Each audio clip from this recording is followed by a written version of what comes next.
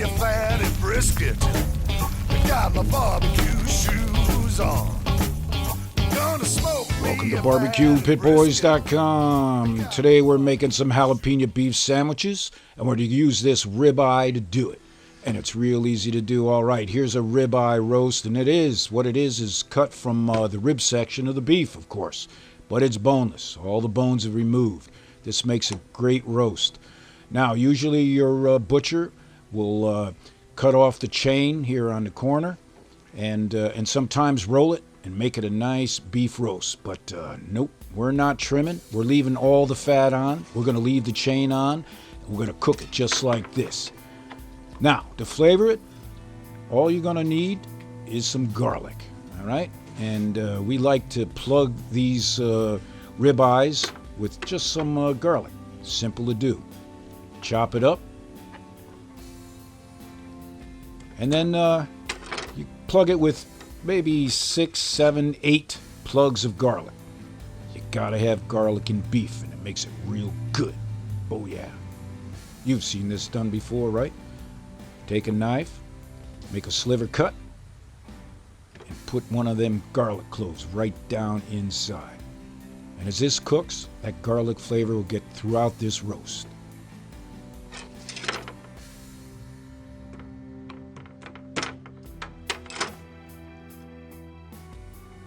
Now, for you newbies, let me give you a closer shot.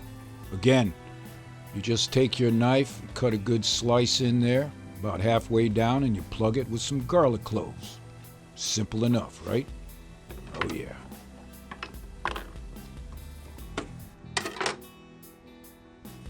Now, depending upon what part of the country you're in or what part of the world you're in, these roasts go by a couple different names. These might be called boneless rib roasts, or some loosely refer to it as prime rib roast, although this is not USDA prime.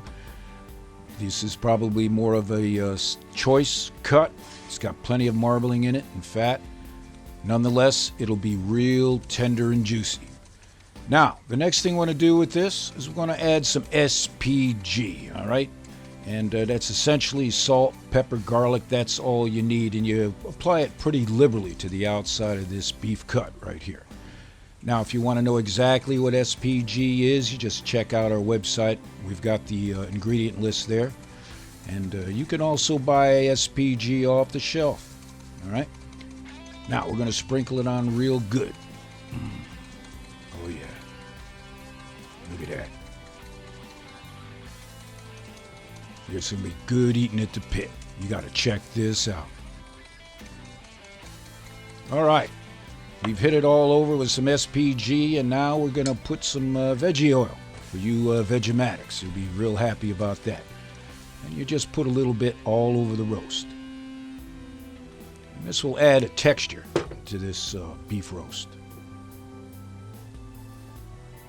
See all that fat on there? That's going to render away as we cook this indirect for maybe 3-4 hours. Now, we've got the charcoal, as I said, set up indirect. And we're going to place the roast opposite. Just like that. All right? And we're going to have a temperature of about 325 degrees. We're not going to cook it fast. Cook it slow. It's going to taste good. Now, one thing we like to use here is a thermometer. And especially these new remote thermometers, these electronic thermometers, a great thing that's happening to barbecue. So you don't have to keep lifting the lid, checking the temp. You just use this. This one here we can use with our smartphone. Check the temperature, and you know exactly the ambient temperature of the grill and also the internal temperature of the meat. Nice. Makes cooking these roasts real easy to do. All right, that'll gauge the ambient temperature. Like I said, 300, 325. And the other probe, internal, will give us the internal heat of this roast. And we want to cook it internally to about 120 to 125 degrees. And I'll show you why. All right, this is all set. Put the cover on. We're going to check back in maybe a couple hours. And through the miracle of time, temperature's getting a little hot. And the ambient temperature, so we're just going to close the vent just a little bit. All right. We're about halfway through. The temperature of this roast is running about 90 degrees Fahrenheit, and what we're going to do is we're going to turn this around so we get some even cooking going on, right? You know all about that. Man. And now I'm going to take that meat probe, put it right in the center, the main portion of this roast. And like I said, we're going to be pulling it off at about 120, 125 degrees Fahrenheit. All right. Maybe another hour to go. All right. This roast is ready to pull off the grill. Can you smell that? It smells good. Oh, man. Now, this is an important part of cooking up these roasts. We're going to let it set. Not for a half hour, not for 45 minutes. We're going to let it set for a couple hours, right? And this is going to continue to cook, and tenderize, and flavor.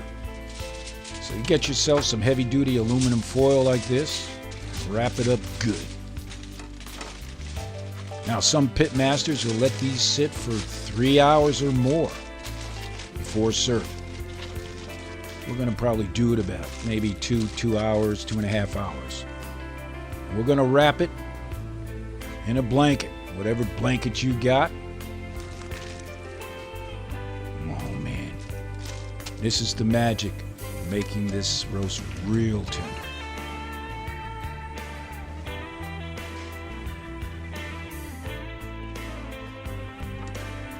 All right, a couple hours has gone by. We're gonna pull this roast out of the blanket, pull it out of the foil. It's time to slice this up and make some jalapeno sandwiches. Oh yeah. Man. Oh, take a look at that.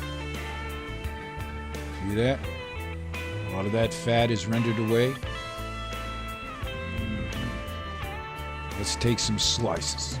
Oh man. See that? Full of juices. Full of flavor. Of course, as you cut from the outside, it's medium. As you get closer to the inside of this roast, you got some nice medium rare. Yep.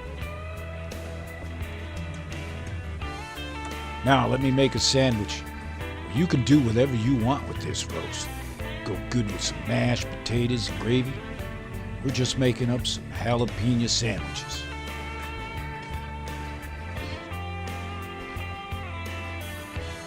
Take a bunch of that rib roast right there. Pile it on thick.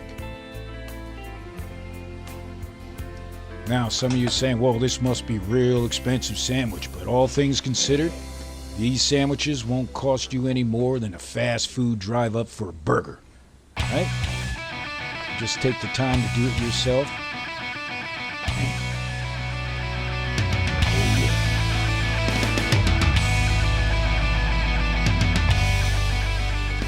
Now, we put mayonnaise on there, some jalapenos, some cheese.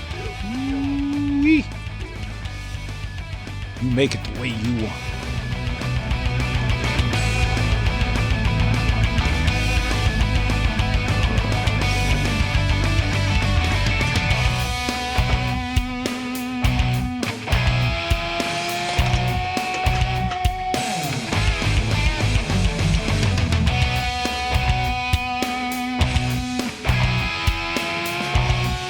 Now, of course, as always, we do apologize for eating in front of you like this, but we call this Pitmaster privilege.